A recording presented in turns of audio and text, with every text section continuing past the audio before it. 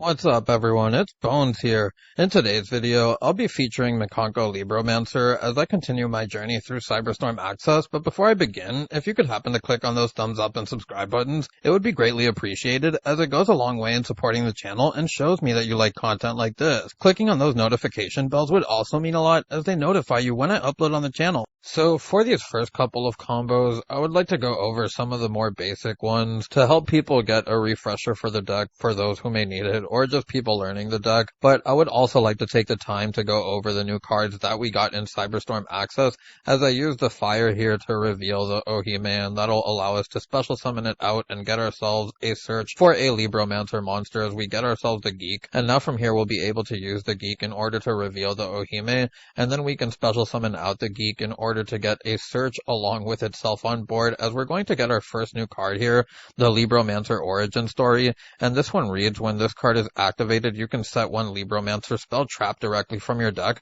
except Libromancer Origin Story. Libromancer ritual monsters you control gain attack equal to their own level times 100. If a ritual monster is ritual summoned to your field, except during the damage step, you can target one spell trap your opponent controls, destroy it. You can only use this effect of Libromancer Origin Story once per turn. You can only activate one Libromancer Origin Story once per turn. So a nice little card here that allows us to trim our deck a little bit further, as we're going to be able to set our field spell from our deck directly because of it, and get ourselves the Doombroker to our hand. From here we can activate the field spell, tributing our monsters in order to bring out the Doombroker, and now we can use the Doombroker's effect in order to get ourselves the intervention for our Omni Negate. Now from here we can use the Mikanko's effect in our hand, as we'll be able to get ourselves our next new card that we'll be talking about here, the Fascinating Bird, and it reads, the equipped monster cannot be destroyed by card effects. You can only use each of the following effects of the Mikanko dance once per turn. At the end of the damage step, if your Mikanko monster battled, you can target one card on the field, return it to the hand. If this card is in your graveyard, you can target one Mikanko monster in your graveyard, special summon it, and if you do,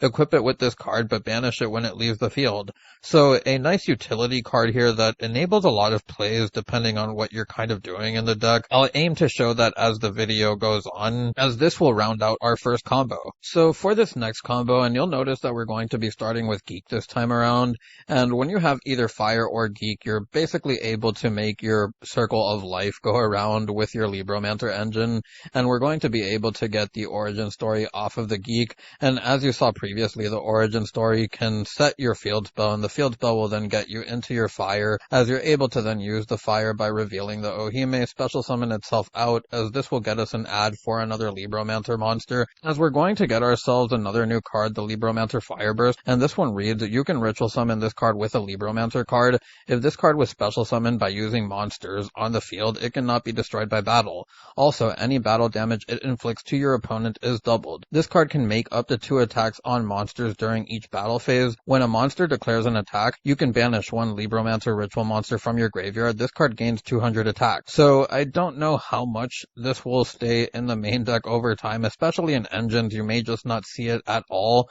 where it's kind of going to be like a Legal Knight, where some people may play it, some people may not in terms of the adventure package. But with that being said, this is a lot more situational because it's not removal. It does need to happen in the battle phase. It doesn't even have the same type of utility as Illegal Knight, but with that being said, in the pure build like this, you can actually pull off playing it because it's able to push for damage, as you're going to be able to use the effect of the field spell in order to bring it out. And I would also like to point out that it's level 7, so if we do ever get more generic rank 7 stuff, as long as we have the Kashtira stuff around, that is also an option. But now we're going to get ourselves our next new card here, and this is Huli, the Jewel Mikanko, and it reads, if this card is not equipped with an equipped card, you take no damage from battles involving this card. If this card is equipped with an equipped card, it cannot be destroyed by battle, and your opponent takes any battle damage you would have taken from battles involving this card. While you control an equipped card, your opponent cannot target Mikanko cards you control with card effects, and if either player equips unequipped cards to this card,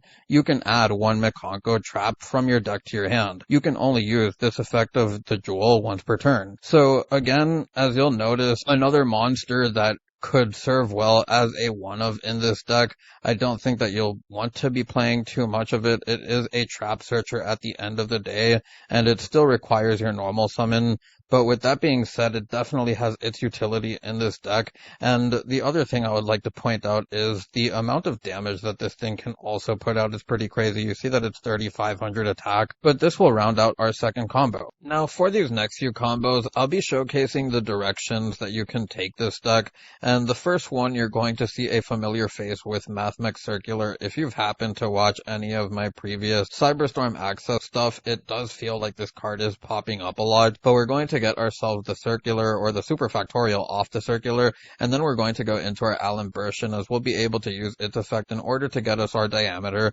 and then from here we can normal summon the Diameter, use its effect which will bring back the Sigma or the Circular, as we'll then go into IP Masquerena, and then go into the Indestructible Heat Soul, as we linked off IP Masquerena for it, and then from here we can use the Fire effect, as we'll be able to bring out our Geek Boy from our deck, as we'll then be able to use the effect of the Geek, and then from here we can special summon that out, as we're going to use its effect on field to search ourselves Origin Story, and then from here we can activate the Origin Story, get ourselves the field spell, as we'll be able to activate the field spell, get ourselves a search for the Doom Broker, and now we can use the field spell tributing off our two Libros for the Doom Broker, as we'll then be able to get the intervention off of the Doom Broker, and now we can set the Super Factorial, use the Mikanko for this next combo, and I'll be linking down another channel below in the description because they have an entire video on the Clock Wyvern version of this deck, and this is basically here to play around Droll. I will talk about some of the cons along with its pros later on, but we're going to start this one by normal summoning or using the Upstart, as we're going to get that spell in the graveyard, as we'll then be able to normal summon the Clock Wyvern. We'll then be able to get ourselves the token. The extra card is not going to do anything, as we're going to go into Disciple and Devotee. Then we can link into our Cyber's Witch, as we'll activate the Fire in our hand, revealing the Fire Burst. From here we can banish the Upstart, triggering our Witch and the Fire in order to get ourselves the Geek along with the Cyber Sage and the Signet Ritual. And from here we'll be able to activate the Geek, revealing one of our rituals, as then we'll be able to use its effect in order to get ourselves the Origin Story. We can activate the Origin Story, get ourselves the Field Spell, then we can activate the Field Spell, use its effect to get us the Doom Broker, then we can use the Field Spell tributing our monsters, as we'll bring out the Doom Broker, then use the Signet Ritual, tributing off the Fire Burst in our hand, bring out the Sage, then we can use the Sage, which will banish one of our links along with a Cyburst. This will allow us to go into the Deceive Worm, and this is why we made the Devotee along with the Disciple. It's just really to get the materials for this, and this will allow us to also go into IP Masquerena to give us access into the Link 4, so that we can have the spell Trap Negate on our opponent's turn off of the Deceive Worm, which is pretty nice, though it really does require playing a lot of stuff in it, and while it does play around Droll better, it also is susceptible to plenty of hand traps, which is important to note. Overall, the deck really does have some weaknesses glaring right now, where there's things like Gamma, Droll, and Shifter, so do keep in mind playing this format that those are some of your biggest threats. So I'll just use the Doom Broker now, getting the intervention, and we'll wrap up this combo. For this next combo, and this one is probably the most fragile, but also the most potent in my opinion, as we're going to normal summon the Herald, send the Arc Light, and from here we lose to Droll, but we're then going to activate the Geek. We'll be able to special summon it out, as we're going to get the search effect for the Origin Story. Then we can activate the Origin Story, get ourselves the Field Spell, as we're going to activate the Field Spell in order to get our Fire.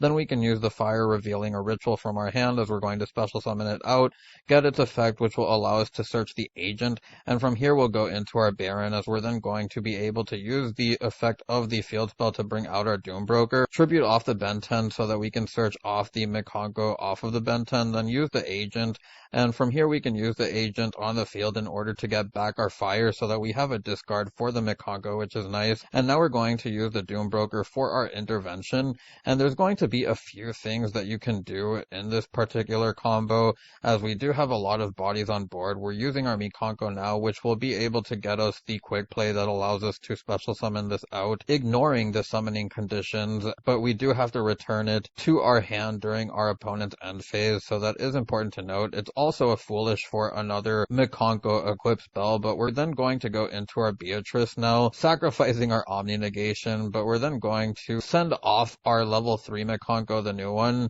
as we're then going to be able to activate the quick play, bring out our Mikanko, and then from here we can use the effect of the quick play to send the new equip spell, and this will allow us to use the graveyard effect of it in order to bring back the new monster, as we'll then be able to equip the new equip to it, and then we can trigger the effect of the new Mikanko, which will allow us to get the trap card, as we'll then be able to link away into our IP Masquerena to round out our end board. And I would also like to point out that we do have a Beatrice to send another Mikanko, as we do have the fascinating bird here in the graveyard. So with that, I'll take you on to the next combo. Now for this next combo, and also the final one, we'll be starting with the Nadir Servant, and we actually have a couple of search targets here, as we're going to be sending off the Lulu Walleth, and I did this for a couple of reasons. You can either add Guiding Quem and then special summon out the Ecclesia off of the Lulu Walleth, or you can get yourself the Ecclesia and then get something else off of the Lulu Walleth. So from here we're going to start by using our Fire's effect, as we'll then be able to get itself on board, as we're going to get the search for the Geek. Then we can make our Circle of Life go round, as we're going to use the Geek, get its effect, which will get us the search for the Origin Story.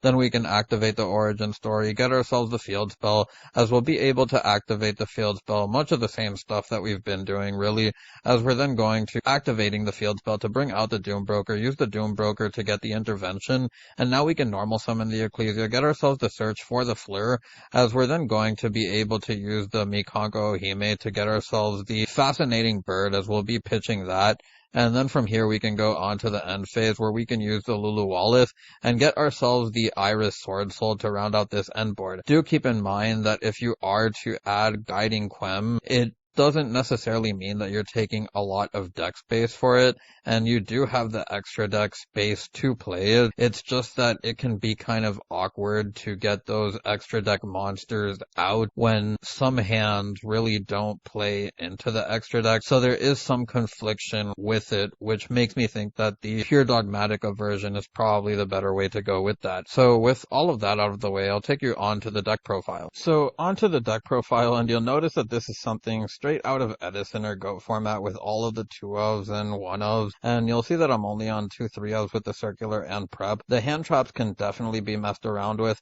I would like to say that you should take this deck list with a grain of salt, because there's things like the new Mikanko monster and the trap that you don't need to play at all. They don't do anything for you going second. You may not even want to main deck the Super Factorial in the Mathmech version of it, because you already play the intervention, so that can kind of be clunky as well. I would also like to talk about the 1-ofs in particular, and why you play so many, and how there might even be room for more with some of the equip spells that I left out. So that's another thing that I would like to mention about the green Mikanko here and the trap. They do take away space from some of the other stuff that you can play. That being said, if you want the Mikanko stuff to be more of a smaller engine, it's also important to note that these become worse. How you build this deck really considers on what you want to do with it, and what you don't really want to lose to. I would also like to point out that the extra deck is kind of nice here, because you have the ability to be very flexible with it. As you see, there's a lot of options down here, as you saw in the video as well,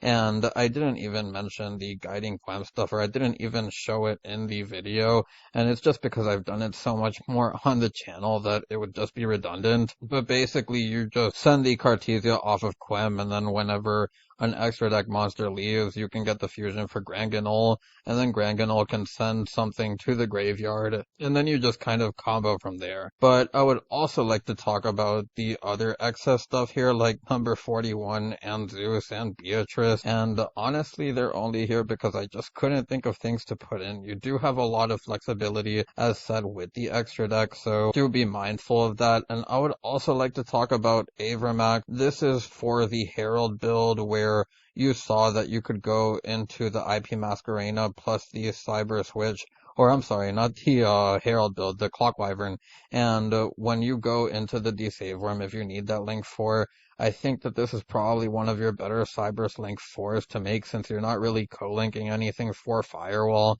and Firewall doesn't really do much anyways compared to Avermac. But with all of that out of the way, I think I'm just going to get onto the deck profile, because I feel like I showed everything on the replays, and we're going to start with the 1 Fireburst, the 1 Doombroker, the 1 Ben 10, the 2 Mikanko, the 1 Agent, the 2 Fire, the 2 Geek, the 3 Circular, the 1 Diameter, the 1 Sigma, the 1 Fury, which again, just stuff you can take out, replace. Same with the Hare and the Nini, the Equation, the Superfactorial, the Mikanko Quick Play, the Origin Story, the Arabesque, the Rondo, the 1 new one, I don't remember the name of it, the 2 Field Spell, the 3 Preparation of Rites, the 2 Silent Mining, the 2 Ghost Ogre, the 2 Droll, and the 2 Talent, along with the Intervention and the Mikanko Trap. I don't know if I mentioned it, but again, the going second stuff is very flexible, only a 2 because I wanted different stuff that I could see rather than just 2 different going second cards that are also hard once per turn, so that is important to note. And while the Droll isn't necessarily a hard once per turn like that,